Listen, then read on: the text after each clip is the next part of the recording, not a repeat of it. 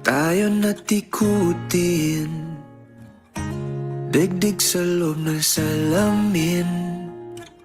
Pansamantalang limutin ating kasalukuyan.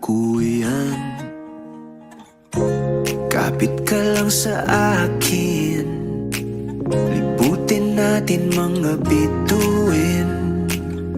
Huwag ka nang mag-alanganin, dito ka lang at ako'y sabayan.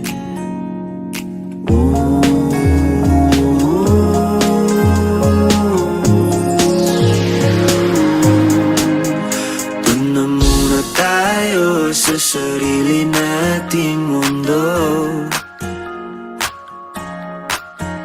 kung saan di magulo, pag-ibig ang nagpapatakbo. Tayo ay